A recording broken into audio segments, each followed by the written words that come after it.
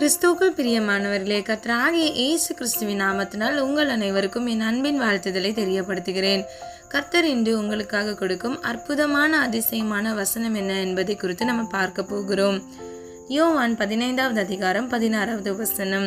நீங்கள் என்னை தெரிந்து கொள்ளவில்லை, நான் உங்களை தெரிந்து கொண்டேன். நீங்கள் என் நாமத்தினாலே பிதாவை கேட்டுக்கொள்வது எதுவோ அதை அவர் உங்களுக்கு கொடுக்கத்தக்கதாக நீங்கள் போய் கனி கொடுக்கும்படிக்கும் உங்கள் கனி நிலைத்திருக்கும்படிக்கும் நான் உங்களை ஏற்படுத்தினேன். ஹல்லேலூயா. பிரியமானவர்களே, கர்த்தர் நம்மை தெரிந்து கொண்டார். நம்ம தெரிந்து கொள்ளவில்லை, அவர் நம்மை தெரிந்து கொண்டார். அது மாத்திரமல்ல, அவர் நம்மை எப்படி தெரிந்து கொண்டார் தெரியுமா?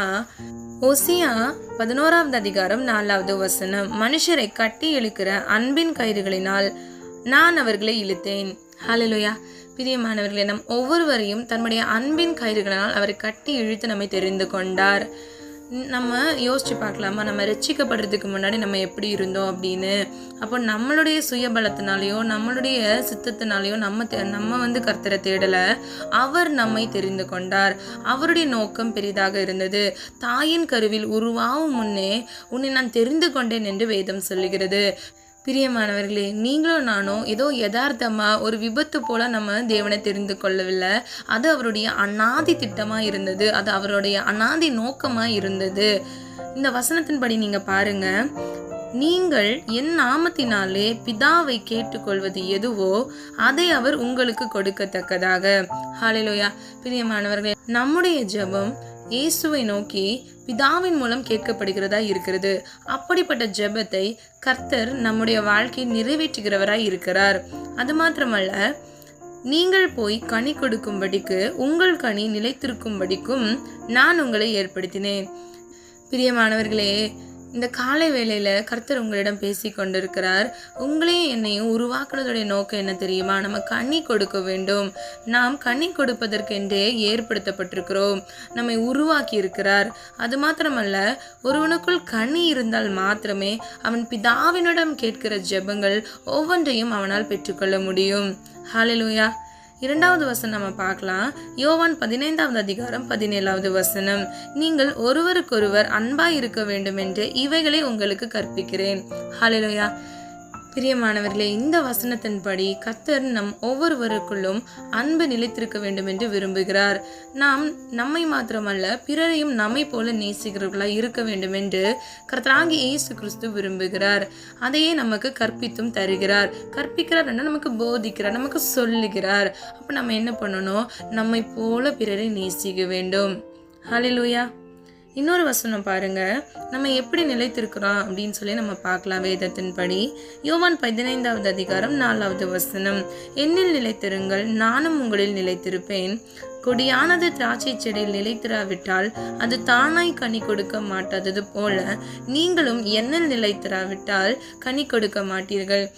பிரியமானவர்களே, நம்முடைய ஜெபம் கேட்கப்பட வேண்டும் என்றால் நாம் கனி கொடுக்க வேண்டும் என்று வேதம் சொல்லுகிறது. இந்த வசனத்தின் மூலம் நாம் இயேசு கிறிஸ்துவில் நிலைத்திருக்க வேண்டும். நாம் நிலைத்திருக்கும் பொழுது நாம் கனி கொடுக்கிறவர்களாய் நாம் மாறுவோம். நாம் அவரில் நிலைத்திராவிட்டால் நாம் கனி கொடுக்காதபடிக்கு நாம் பட்டு போய் விடுவோம்.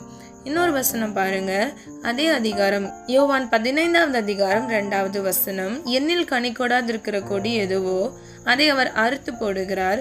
கனி கொடுக்கிற கொடி எதுவோ அது அதிக கனிகளை கொடுக்கும்படி அதை சுத்தம் பண்ணுகிறார். ஹல்லேலூயா. பிரியமானவர்களே, கனி கொடாத கொடி எதுவோ அதை அவர் அறுத்து போடுகிறார். இந்த காலை வேளையில கர்த்தர் நம்ம கிட்ட என்ன சொல்ல விரும்புறாரு அப்படின்னா, நம்ம கனி கொடுக்கிறவர்களா இருக்க வேண்டும். நம் கனி கொடுக்கல அப்படின்னா பிதாவாகிய தேவன் கனி கொடுக்காத கொடி எதுவோ அதை அறுத்து போடுகிறார் என்று வேதத்தின்படி சொல்லுகிறார்.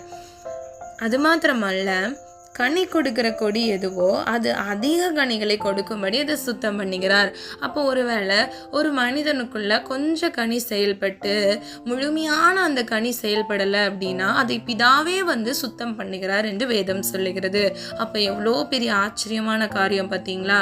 நம்ம ஒரு மனுஷீகமாக இந்த உலகத்தில் வாழ்கிற நம்ம ஒவ்வொருவருக்காக பிதாவாகிய தேவனை இறங்கி நம்மை சுத்திகரிக்க வல்லமை உள்ளவராக இருக்கிறார்.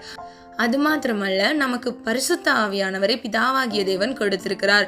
சகல சத்தியத்துக்குள்ளும் பரிசுத்த ஆவியானவர் நம்மளை கண்டித்து போதித்து நடத்துகிறவராய் இருக்கிறார் என்று நம்ம வேதத்தில் பார்க்கிறோம். இன்று பிரியமானவர்களே, நீங்களும் நானும் கனி கொடுக்கிறவரையா இருக்க வேண்டும். நம் முழுமையான கனி கொடுப்பதற்கு பிதாவாகிய தேவன் தாமே நம்ம ஒவ்வொருவருக்கும் கிருபை செய்வாராக. பிரியமானவர்களே, ஆவிக்குரிய கனி 9 என்று நம்ம பார்க்கிறோம். இந்த 9 விதமான கனிகளும் நம் ஒவ்வொருவருக்குள்ளும் இருக்க வேண்டும், முழுமை பெற வேண்டும். அப்பொழுது நாம் ஜெபிக்கிற ஒவ்வொரு ஜெபங்களும் அது கேட்கப்படுகிறதா இருக்கிறது என்று இந்த வசனத்தின்படி பார்க்கிறோம். இந்த காலை வேளையில கர்த்தர் உங்ககிட்ட 2 காரியங்கள் மூலமா உங்ககிட்ட பேச விரும்புறாரு. ஒன்று, அவர் உங்களை தெரிந்து கொண்டார். ஏதோ நீங்க ஒரு விபத்தினால் அவரை தெரிந்து கொள்ளவில்லை, அவர் உங்களை தெரிந்து கொண்டார். இரண்டாவது, அவர் உங்களை கனி கொடுப்பதற்காக ஏற்படுத்தினார். ஹல்லேலூயா. இந்த 2 காரியங்களையும் நீங்கள் உங்கள் மனசில் வச்சு இன்னைக்கு நீங்கள் மெடிடேட் பண்ணுங்கள். இந்த வசனத்தை நீங்கள் மறுபடியும் நீங்கள் ரீட் பண்ணி பாருங்கள். கர்த்தர் உங்கள்கிட்ட கண்டிப்பாக நிச்சயமாய் பேசுவார். நம்ம ஜெபிக்கலாமா? அன்பின் பிதாவே, அப்பா, எங்கள் ஒவ்வொருவரையும் முது கரத்தில் ஒப்பு கொடுக்கிறோம், ஸ்தோத்திரிக்கிறோம், துதிக்கிறோம் ராஜா.